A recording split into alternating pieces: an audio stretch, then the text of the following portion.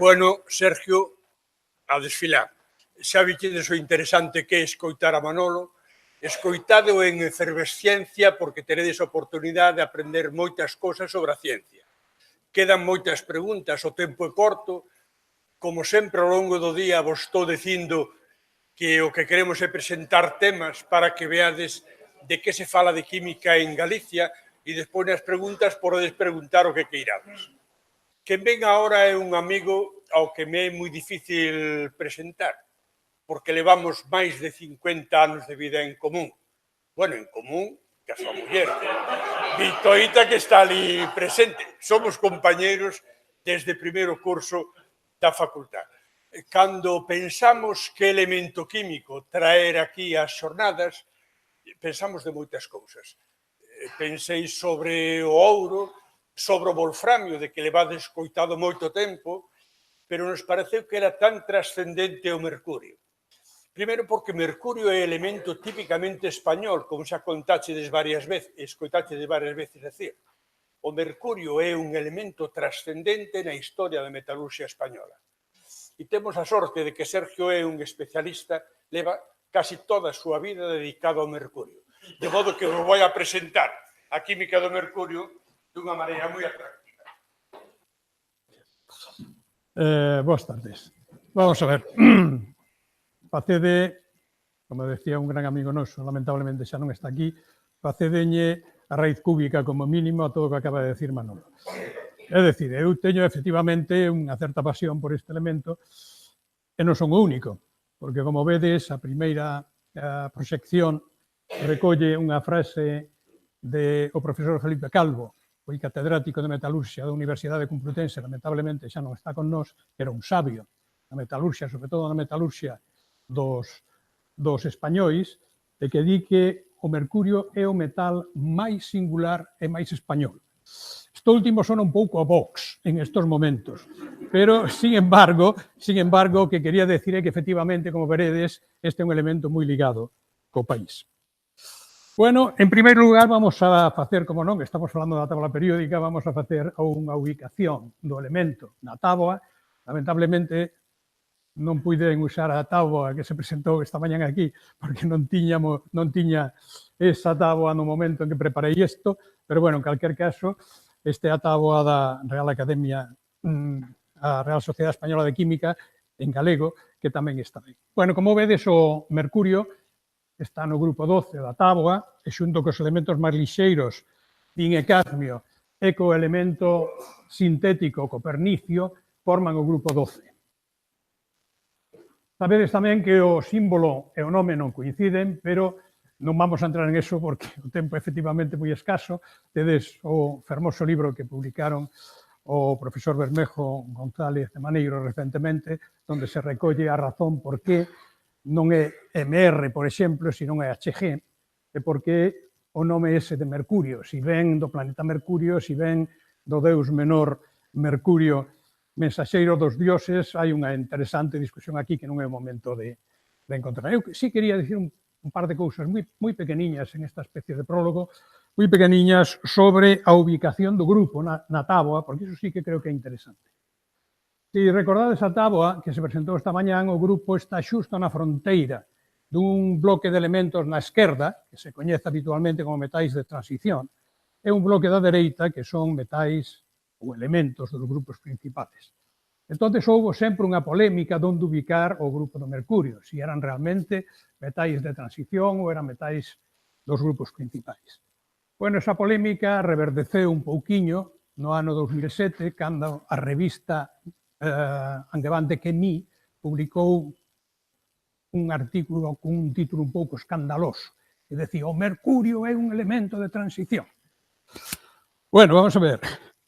Esa era unha exageración absoluta, porque o que publicaban ali era un experimento donde decían que prepararan tetrafluoruro de mercurio, pero preparárono nunha matriz de gas noble, preparárono nunha cantidade minúscula, e os compostos non son como os elementos químicos novos, hai que preparar unha cantidade razoable que permita unha identificación tamén razoable. E identificarono cunhas febles bandas de infrarroxo, e ninguén puido reproducir o experimento. Eu saiba, o o mellor no ano 18 ou en este ano alguén foi quen de facelo. Non?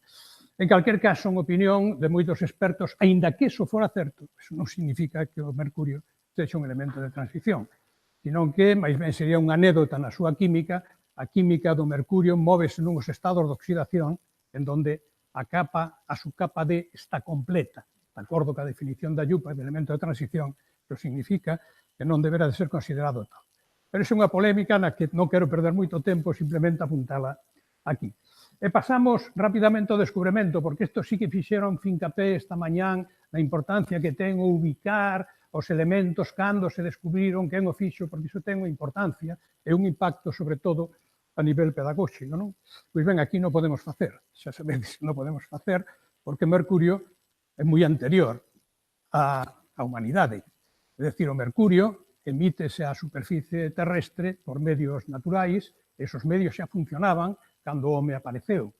Logo, o encontro entre o Mercurio e o home non se pode datar, aínda que algunha xente o data. É di 3.500 anos antes de Cristo, 4.000 anos antes de Cristo. Bueno, eu prefiro, en este campo, unha bonita e imaginativa creación do profesor Ciro Arribas, finado profesor de Química Analítica da Universidade de Oviedo, que imaginou como se atopou o primeiro homínido ou o primeiro homo ou muller, como se atopou co Mercurio en un momento determinado da historia. Ele imagínase nunha cova kárstica, en donde hai un home ou unha muller, como vedes aí unha muller que está pintando, a famosa teoría moderna de que as pinturas rupestres fixeron realmente as mulleres, non os homes, e de repente hai un pequeno sismo. Ese pequeno sismo move a cova e fai unhas crebas no teito. E polas crebas do teito empeza a caer un líquido brilante de color blanco grisáceo que cando chega ao chan da cova espállase en miles de gotas que escapan correndo e se meten en todos os recunchos que hai da cova. É de supoñer, como di o profesor Arribas, que inmediatamente a persoa que estuvera vendo eso saiu correndo detrás das gotas, acercouse a elas con temor, pero pouco a pouco foiñe tocando. E foi recollendo algunhas e puxoas na man e dixo: aleluya, isto non é auga, isto non molla. E de repente moveu un pouquinho a man e as gotas, volveronse a escapar. Eu digo que este foi o primeiro momento imaginativo que nunca se poderá comprobar se é certo, no que o home, a humanidade, a sociedade, fixo un contrato con Mercurio, un contrato que prácticamente durou hasta finales do século XX. E vades saber que no século XX, a finales, rompeuse por unhas razóns que eran inesperadas en estes momentos. Pero bueno, a sociedade non puido relacionarse con Mercurio simplemente a partir deste Mercurio esporádico en estado nativo que podía aparecer en un momento. Eso é unha pequenísima cantidad. Por sorte, inmediatamente descubriron un bonito mineral fortemente coloreado, que é o sulfuro de mercurio, que se chama cinabrio, e tamén aprenderon moi rapidamente que quentando a unha temperatura moderada en presencia do oxígeno, ese mineral liberaba o mercurio, que logo condensaba nas partes frías e podía ser recollido, e inda que eles non o sabían, formaba simultaneamente SO2. Ben, cuidado que a foto é unha foto de cinabrio recolectado na mina de Almadén e que en estes momentos está no Museo de Minas de Madrid. Digo que xa que falamos do cinabrio de Almadén, pois podemos pechar este pequeno preámbulo sobre o metal falando un pouquiño de Almadén, para que vexades como en efecto é certo que este metal ten unha fortísima relación con España. Bueno, xa sabedes que Almadén é unha cidade de Ciudad Real, en aquel momento unha pequena cidade, pero en estes momentos unha cidade razonablemente grande, pero en crise, que está asentada encima do maior xacemento do mundo de cinabrio. O maior xacemento do mundo. Esténdese por debaixo da cidade e todo ao redor. E a parte na comarca hai moitísimos outros partes dese xacemento. Non? De feito, o nome Almadén ven do árabe la mina, porque xa os árabes decían, xo, é a mina que hai aquí debaixo. Bueno, esa mina funcionou ata o ano 2000. No ano 2000 pechou a extracción de cinabrio e venderon hasta o 2003 os fondos que tiñan acumulados de mercurio. En 2003 pechou definitivamente. En 2008 con diñeiro da Comunidade Europea, abriuse un parque temático mineiro, que agora está a disposición do público, precisamente para dinamizar a comarca que quedou prácticamente fundida co peche da mina. Entón, se vades ali, en algún momento, pois vos enseñarán, en primeiro lugar, as instalacións da antigua mina. Por exemplo, as bocaminas, as entradas dos pozos. Esta é unha fotografía do pozo de San Aquilino, pero hai moitos máis pozos. Tamén vos enseñarán os fornos de Bustamante, que son unha imitación dunhos fornos que outro español desenvolveu en América, e que son os chamados fornos de aludeles, que permitiron un avance moi importante na beneficiación a partir do cinabrio do mercurio. E vos contarán a historia, como estas minas sirven mercurio ou serviron mercurio desde polo menos os cartaxineses que as explotaron, os romanos que tamén as explotaron e, como non, o Imperio Español que levou na América os seus barcos ben empaquetadiños en frascos de vidro, pero frascos de vidro protegidos, e utilizaron na explotación das minas primeiro de México, despois de Perú, hasta que se descubriron tamén en América xacementos de cinabrio e empezaron a ser explotados. Pénsase que un tercio de todo o mercurio que empregou a humanidade desde o principio dos tempos procedeu, mellor dito, desta mina. Iso quere decir que é moi importante. Pero bueno, nós íbamos a falar aquí das facianas do mercurio, non íbamos a falar de historia do mesmo, e vamos a empezar contando algunhas cousas das facianas. Ben, aí tedes as facianas do mercurio máis ou menos simbolizadas por unhas cariñas das que xa estamos todos moi acostumados a ver, e que inclúen prácticamente todas as posibilidades coñecidas, excepto o mercurio 4, que din os que prepararon o tetrafluoro de mercurio. Bueno, en primer lugar está a cariña máis sonriente de todas, que é o mercurio metal. O mercurio metal é un metal engaiolante. É dicir, un o ve e pensa ir con el de troulada, porque realmente é un tío móvil, afable, simpático, brila moito, móvese, en fin, é unha cousa como moi impactante. É un líquido, pero un líquido moi denso. Botamos en riba un cacho de ferro e o cacho de ferro flota. Digo, que barbaridade, que líquido máis bo este. Incluso aí había, e ainda está, na rede unha foto da Axencia Americana, onde había un tío sentado, de traxe, corbata, con zapatos, sentado encima dunha gran piscina de mercurio. Desapareceu, porque iso non é moi recomendable en estos momentos. Tamén hai algunha foto dos visitantes de Almadén que metían a man na piscina de mercurio e remexían e tal, oh, que ben e tal. Non é recomendable en absoluto.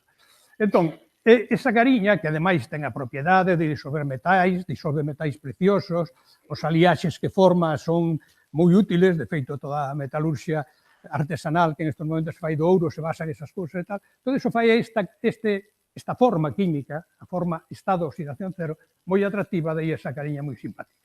Logo debaixo, por non enrollarnos moito, está o mercurio 1, que volve a ser sorprendente. É dicir, o mercurio 1 nunca está solo. Si se forma, sempre se forma cun compañeiro. É dicir, que o ión mercurio 1 non é mercurio 1, é mercurio dúas veces con dúas cargas positivas. Por qué? Porque van sempre como as antiguas parellas da Guardia Civil, non? Unidos por un enlace e van xuntos, de tal maneira que non se separan. Iso é unha cousa realmente sorprendente ou simpática. Hai moita química neste estado de oxidación. Poucos compuestos son estables, pero hai a suficiente como para que ese estado máis un sea significativo. Esa cariña sonrinte, non é tal como metal, pero bueno, é simpática. Logo ven o estado de oxidación 2, que é o máis abondoso. Para a química máis importante do metal está en ese estado de oxidación. Parécese aos outros elementos do grupo, o tin e o cadmio, os máis lixeiros, pero non de todo, non de todo. O mercurio aí tamén ten unha forte personalidade. Poñemos unha cara máis ou menos seria para que quede claro que é máis normaliño, pero vamos, sin que chegue a ser absolutamente normal. E logo tedes aí ao lado unhos compostos, en este caso a cariña, unha cariña como demudada, que está chorando, que está pedindo perdón, que é a dos compostos en donde se forma un enlace carbono-mercurio. Hai dous tipos de compostos, unhos que teñen un único enlace, que se chaman derivados monoórgano-mercúricos, outros que teñen dous, que se chaman diórgano-mercúricos. Ben, todos estos son, incluído o metal, fortemente tóxicos. Pero pese a iso, hasta que apareceron os da cariña chorosa, pese a iso, a sociedade tuvo un acordo co mercurio, aceptou as súas eivas e aproveitou as súas ventaxas. E a relación foi excelente. Pero cando apareceron estos compostos organomercúricos na metade do século XIX, as cousas mudaron de xeito significativo e iniciouse o divorcio. Esta é a tese que vou intentar defender e convencervos dela no que queda de charla. Ben, desos compostos organomercúricos, os máis perigosos son os que teñen grupos alquilo. Aquí temos algún orgánico significado. E dos que teñen grupos alquilo, aqueles que teñen os grupos alquilo máis lixeiros. E daqueles que teñen os grupos alquilo máis lixeiros, os que teñen grupos metilo.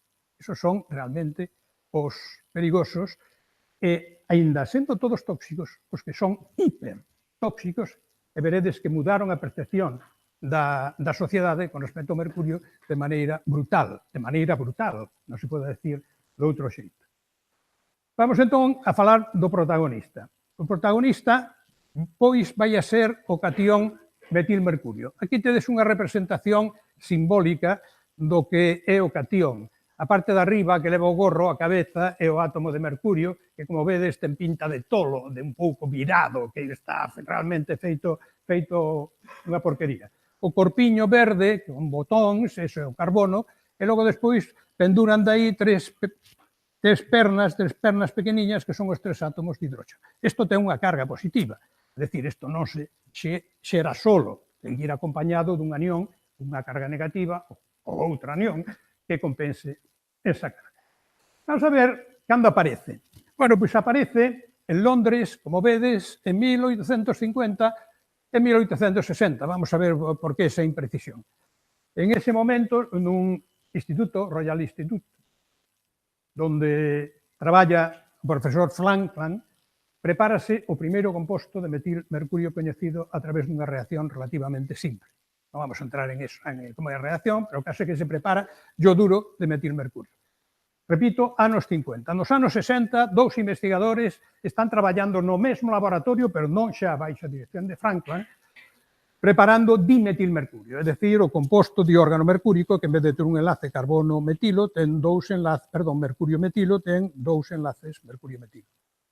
Por un descuido dun deses investigadores, espalla por enriba da vitrina o dimetilmercurio, intentan amañar a desfeita como poden recollendo toda a presa e contamínanse. Un deles morre en menos dun mes. O outro morre máis tarde, pero morre. O cual se produxe unha especie de alarma casi relixiosa sobre este tipo de compostos e deixouse de traballar en eles. Deixouse de traballar en eles hasta chegar aos anos 80. E fixadevos que pouca memoria temos que en 1914 xa se vendían compostos de metilmercurio como fungicidas para tratar a semente. Logo, iso quere decir que os homes somos absolutamente descuidados. Descuidados sempre e desmemoriados tamén. O noso protagonista faise famoso un pouquiño máis tarde, pero faise famoso, veredes de que maneira. Nunha das illas do Xapón, esa illa que aparece aquí remarcada na parte de abaixo da primeira fotografía, a illa de Kyushu, que é a terceira en extensión do Xapón. En esa illa hai unha cidade que se chama Minamata, como vedes cando se vai aproximando o obxectivo do mapa, e ao lado desa cidade de Minamata había unha fábrica do xigante xaponés Chiso. Esa fábrica fabricaba acetaldeído. Non imos a entrar ni como fan, ni como non fan, porque non temos tempo para iso. Pero en calquer caso, sí, os podo decir que cando nos anos 50 Chiso cambiou o sistema catalítico, emprégase sempre, en este proceso, emprégase sempre mercurio, sulfato de mercurio 2, como catalizador. Cando cambiaron o proceso, por as razóns que non veñen ao caso, pois introduxeron un factor letal, e que de repente o proceso industrial empezou a xerar metilmercurio. A imaxe te copyright, o digo non é unha imaxe pública, é unha imaxe privada. Non é por meterme contigo. Total, que o metilmercurio foi, xunto cos outros refugallos, ao fondo da baía de Minamata. Fixadevos que, de acordo cunha estimación do ano 2015, a industria de Chiso verqueu de 70 a 150 toneladas de mercurio, pero 0,6 a 6 toneladas de metilmercurio na baía.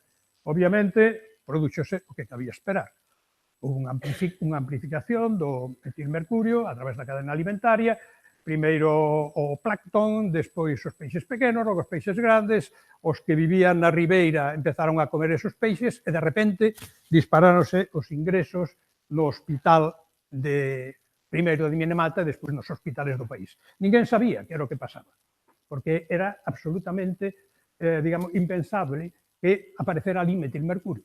E, sin embargo, xa se sabía, porque xa en Alemania houbera intoxicacións de procesos industriales semellantes, pero en Xapón non o sabían, e, por tanto, empezaron a dar paus de cego.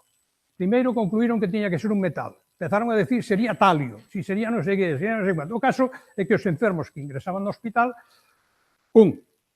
tiñan os mesmos síntomas, tremores nas extremidades, dificultade para coordinar o movimento, dificultades para falar, provocabañes sordeira, provocabañes efecto túnel na visión, todos tiñan o mesmo.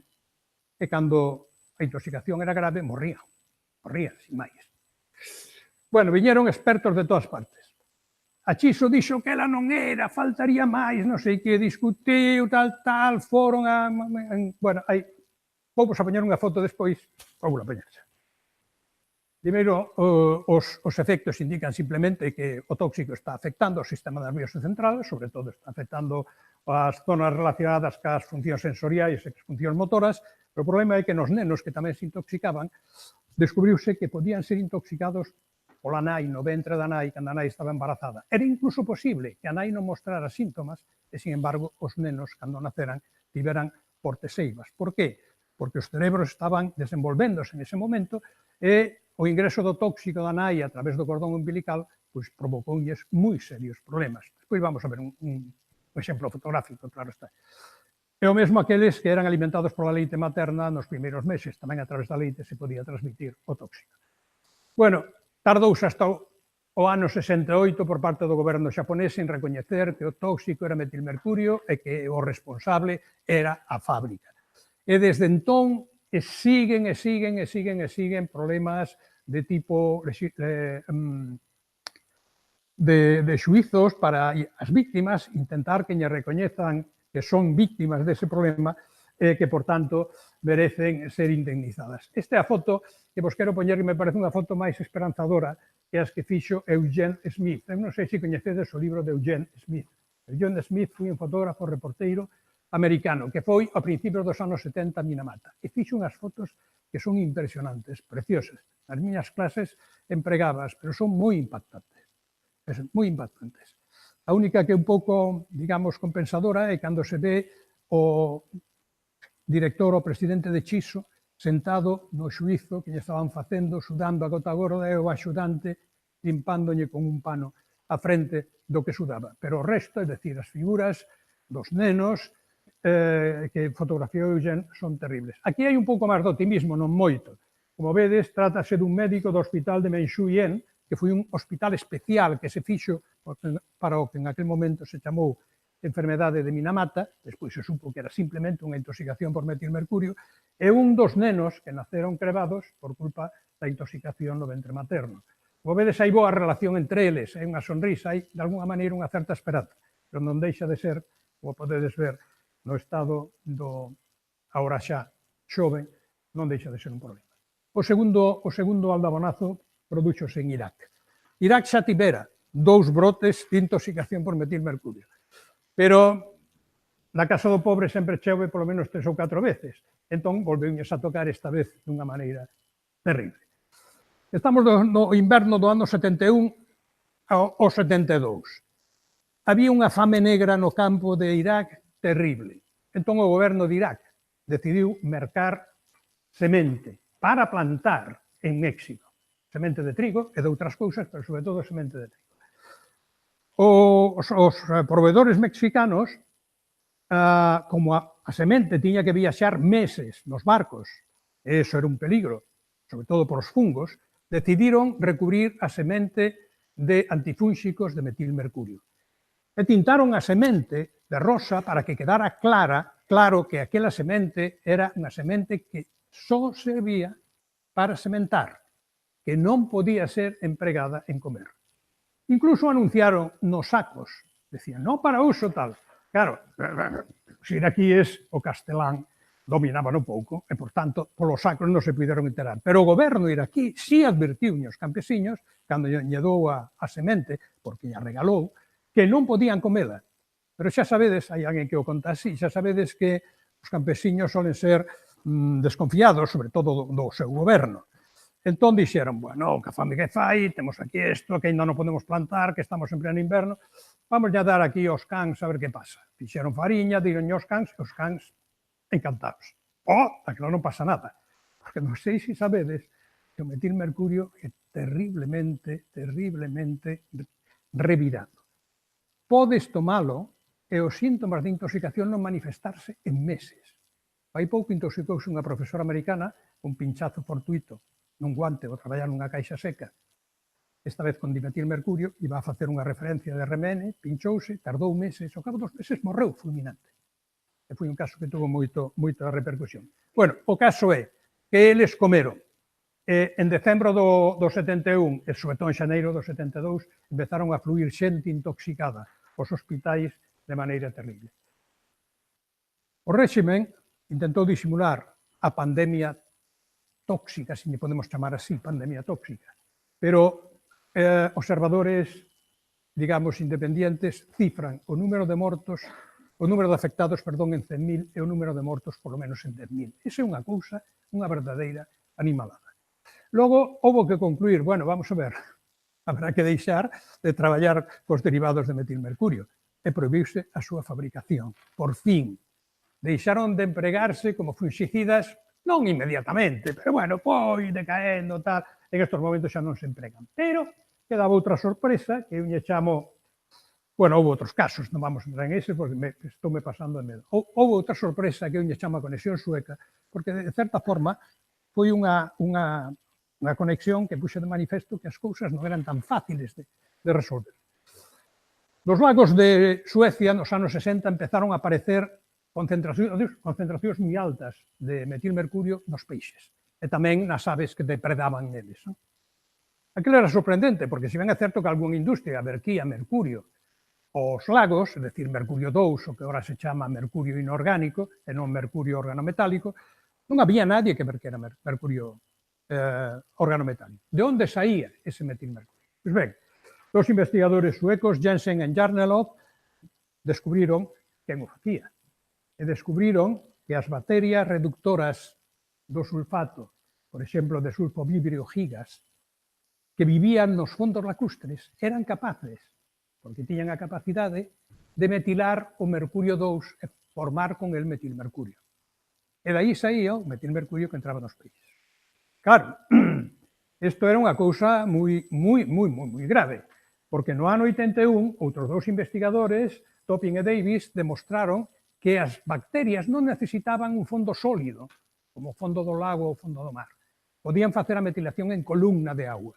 Claro, a columna de auga é un sistema metilante moito menos efectivo, pero como hai tanta auga, pois, imaginadevos por un momento os centos de bacterias, miles, millóns, trillóns de bacterias, todos metilando nas columnas marinas, pois eso pode ser unha orquesta sinfónica absolutamente dramática. Por que o fan? Bueno, pois que teñen posibilidades, non podemos entrar, teñen un par de xenes que expresan un par de proteínas, as proteínas teñen, bueno, en fin, é unha historia longa e, por tanto, digamos que o que temos que sacar daqui é a conclusión de que non vale deixar de fabricar metilmercurio, porque mentras o deus mercurio este solto por aí, hai metilmercurio, porque haberá as correspondentes bacterias que metilan o mercurio 2 e, por tanto, que están producindo metilmercurio. Conclusión, hai que eliminar o mercurio. E aquí sí que o divorcio entre a sociedade e o mercurio foi total. No ano 2001, a ONU encargoulle a súa axencia para o medio ambiente, en concreto o Consello de Administración do Programa das Nacións Unidas para o Medio Ambiente, encargoulle que buscara un convenio que tuvera como fin a eliminación do mercurio en todos e cada unha das súas utilidades. De feito, unha vez que se chegou ao convenio, o convenio vese moi mal seguramente desde aí, o artigo 1 do convenio que di o obxectivo do presente convenio é protexer a saúde humana e o medio ambiente das emisións e liberacións antropoxénicas do mercurio e dos compostos de mercurio. Fixadevos que di antropoxénicas, porque o que non podemos facer é eliminar as emisións naturais de mercurio que seguirán funcionando mentre a Terra sea Terra. Pero as antropoxénicas, as nosas, sí.